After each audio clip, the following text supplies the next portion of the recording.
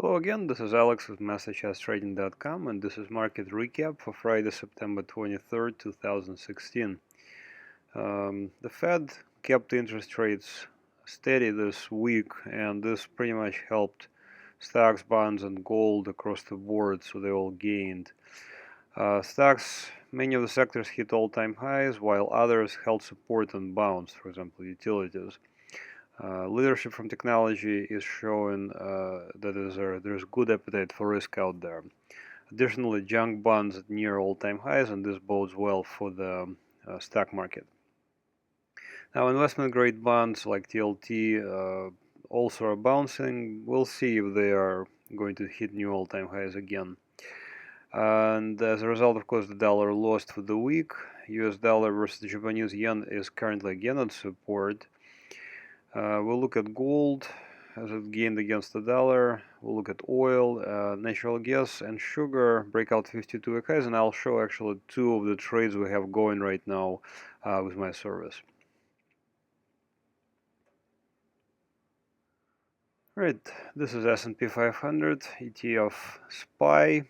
So a couple of weeks ago we had this gap down and continuation lower.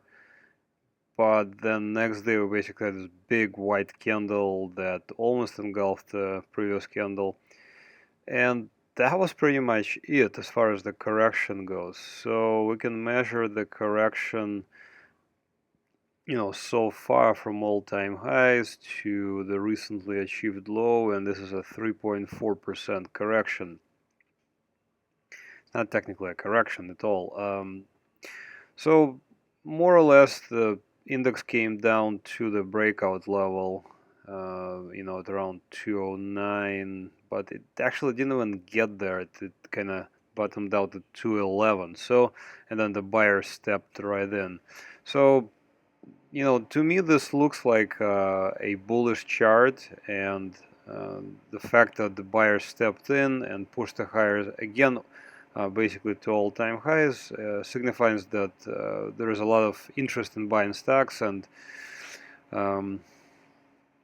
there is a good appetite for risk. For the weekly time frame, you can see a pretty clear breakout here, and then a correction back to the breakout level, and then so far the buyers did step in and then push the prices higher. So again, we will see where this leads, but this is also good volume too. So this, for me, this right now looks pretty good, and most likely we are going to see new highs rather soon. Over a longer term time frame, this is my proprietary market breadth index here in the upper part of the chart here, and this is a chart going back 10 years, so this is a close only chart. And this just shows, some of the corrections we had in, and puts it in perspective. So for example, during the bull market that started back in 2009 rather, we had quite a bit of pullbacks, within the bigger uptrend. So for example, here in 2010, 7% pullback, another, 14% pullback, another, 19% pullback. But over basically what this means is that it was just a pullback within a bigger uptrend. In other words, the trend did not change. Here, just recently in 2015, we actually had a trend change according to this system. And then we had, for example, this rally here from this low to this high. I was shorting this entire rally and then rolled this entire leg down. If you look in the perspective, this kind of looks like a small moves, but in actuality, they're not that small. This was about 12% move, and then the important thing is that this is a 2-year low right here in February, and then we made an all-time high with about 20% move of the low. So this is a rather unusual behavior.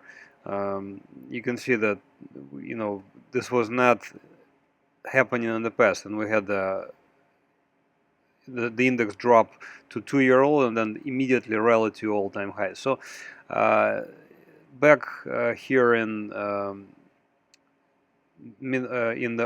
April of this year, we basically went back to the bull market, and I changed my posture to the bullish posture. So still, basically what I'm trying to say is, for now, even though we're kind of correcting slightly, down, I don't think we are even remotely close to a new bear market. We need to see a significant push lower and significant deterioration in market breadth for this to happen, and this is not even close to happening just yet.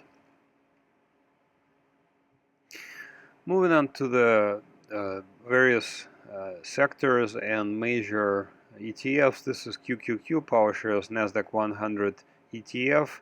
Here's that drop we had, and then basically immediately we had a bullish engulfing and all-time highs yet again. So just Thursday, fresh all-time highs that exceeded this all-time high. This is just showing how strong the buyers are, and even this very mild dip was immediately bought.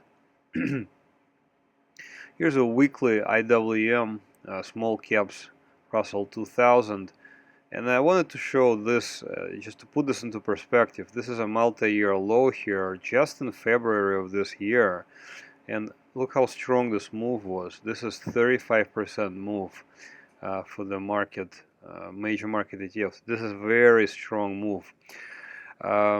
Again, we are approaching all-time highs, and this is showing strong appetite for risk. Here's XLK, similar story, and this one is even stronger. All-time highs here just this week as well. Within the technology ETF, SMH, the semiconductors industry group, also all-time highs, very strong move. You can see there's a gap above resistance into fresh all-time high territory, and just continued higher. So always keep in mind that even though something is expensive and it looks very overbought, it can become even more expensive and even more overbought.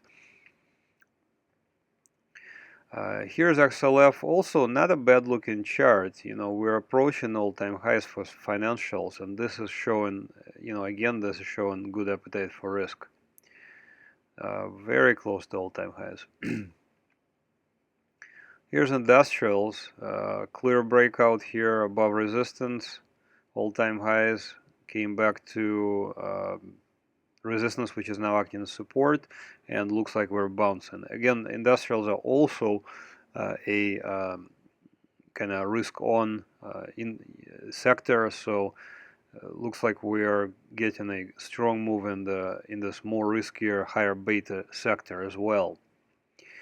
Okay, what about the more interest rate sensitive ones? Of course, as you can imagine, when the Federal Reserve announced that they're not going to be raising interest rates, the interest rate sensitive groups like utilities bounced strongly. And for example, just over the past 2 weeks, utilities are up, over 6%. And this is again pretty classic looking breakout here, throwback, all-time highs, another throwback. So this is uptrend, and this little correction that we had for utilities, it was about 9% or so it was a deeper correction.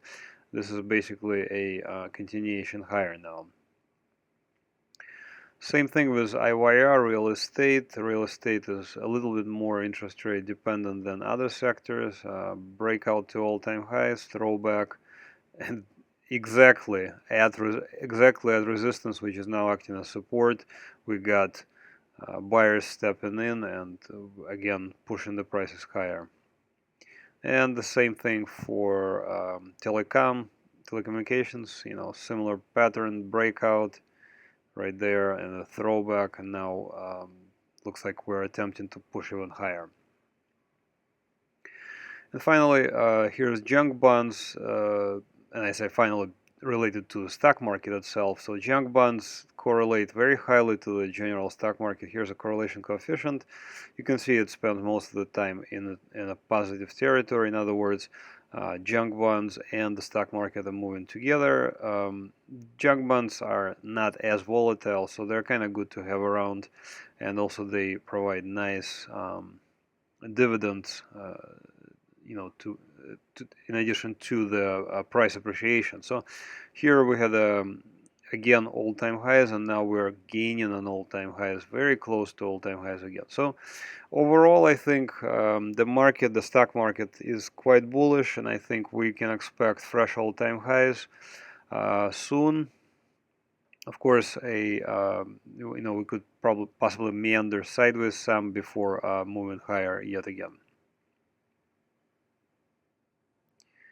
Okay, here are bonds, TLT. Now these guys are actually more volatile than S&P 500, and you can look it up. The standard deviation for TLT is higher than S&P 500, so it's a more volatile security. But for this particular one, I honestly was expecting the interest rates to go up, so this gap here was kind of like a anticipation of those interest rates going up, but then nothing really happened, and in fact interest rates remained the same. So here the buyers stepped right back in on really good volume too. So we'll see where this goes, but for now, after all is said and done, we have one gap that was closed right there, and another gap that was basically closed right there. So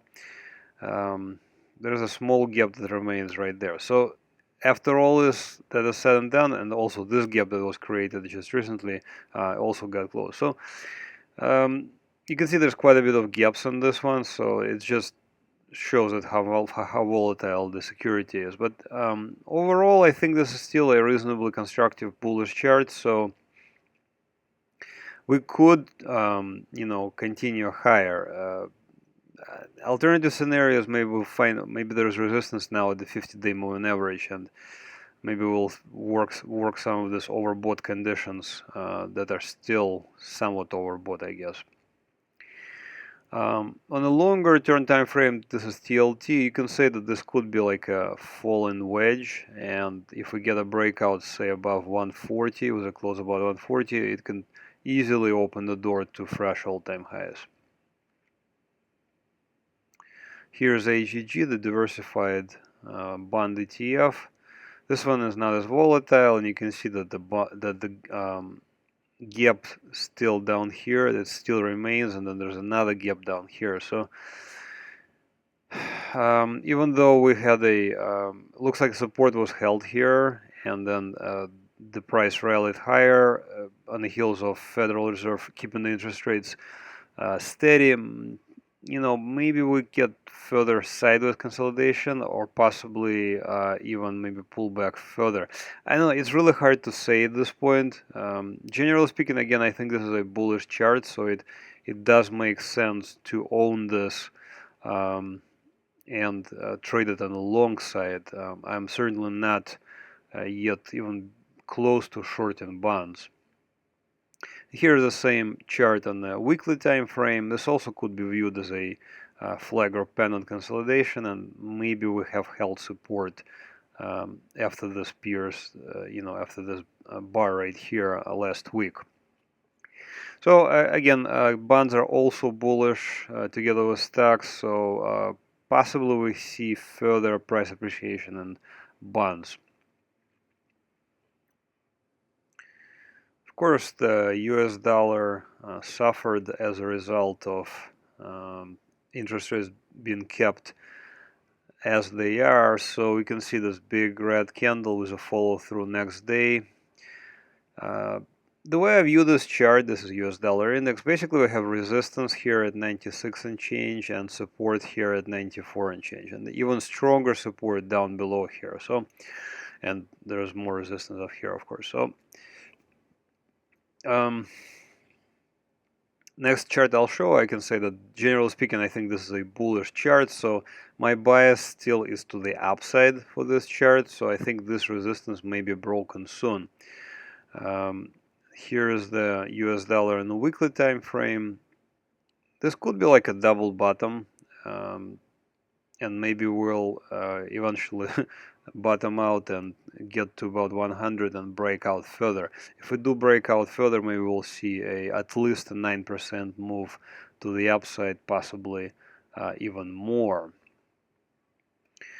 As far as the euro versus US dollar, this is a weekly time frame. Really not much has happened, just kind of moved more or less sideways. I think that we may still see euro come up here and test this area here in the near future, but I think this is a bearish chart, and I think it will be rejected up here. Here's British pound versus the dollar. You know, up down here we were extremely oversold and we had a bounce. This bounce is actually quite feeble. I was expecting a stronger bounce to about 1.38, but it didn't really materialize, and now looks like the prices got pushed lower. Maybe we'll reattempt to get to 1.38 and then we get rejected. But generally speaking, again, I think this is a bearish chart. And finally, here is the most interesting to me chart is this US dollar versus Japanese yen. Again, this week we're touching this area here of what is it, 100.7, and 1, 2, 3, 4, 5, 6, 7 times we have touched it in the past 4 months. So, and also we had several touches here. So this is either going to be a strong resistance, a strong support rather, and eventually we will rally from here, or we break down and continue lower. So we'll see where this leads. Here's an interesting chart. This is gold on a daily time frame. So gold, of course, loves when the weak dollar. So this week gold appreciated quite strongly, but here we see possible series of, or rather a series of descending peaks. But you know, you can view it as a two different ways. You can say that this could be a bull flag right here. This is a handle of a bull flag, and this is a or a bull pennant. So I see clear support here at 1300 because of these two peaks and breakout, and now we have several touches in that area. And also, you know, so if we get a breakout, maybe, I don't know, I'm thinking maybe around above 1357, but ideally, of course, above 1374. Maybe we'll get a further follow through to the 52-week highs. I mean, this is a bullish chart to me, so I would be expecting more follow through to the upside. But again, as I just said about the dollar, if the dollar comes under pressure, if the dollar rather gains in value, then we could see gold come under pressure. So it's a fine interplay between the two.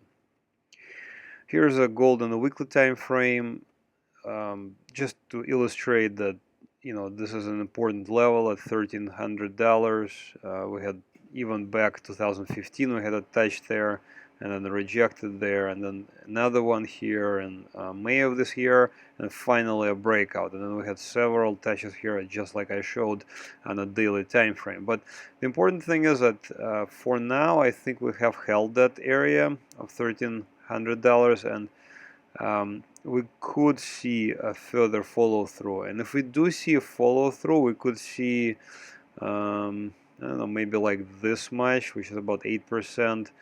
Following the breakout above here,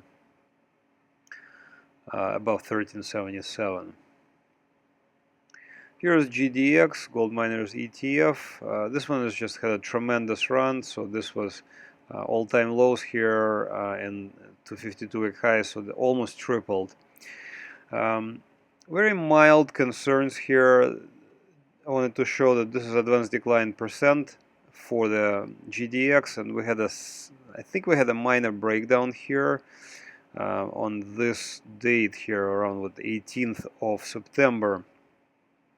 So what that means is that advanced decline line broke down while the price did not. So this could be viewed as a bearish divergence, and I don't know, if it's significant enough. Like, for example, the advanced decline percent volume did not break down, while the advanced decline percent did break down. So we'll see if this will actually lead to anything.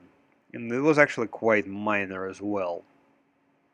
Again, the same as gold. Generally speaking, I think this is a bullish chart.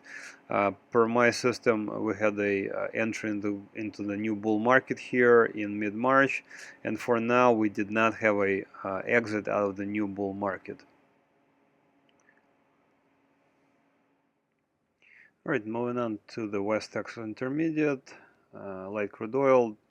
So I think this is still a bearish chart, and there's a lot of talk about how Saudi Arabia is going to cut production and they're going to collaborate with Russia at controlling prices. But truth is, I think that that's very difficult to do in the modern markets, and especially with the fact that the United States producers can just produce lots of oil with fracking and with all kinds of modern methods. So I think oil is still bearish, and I think this area here around $50, if oil comes up there, it would probably get shorted really hard.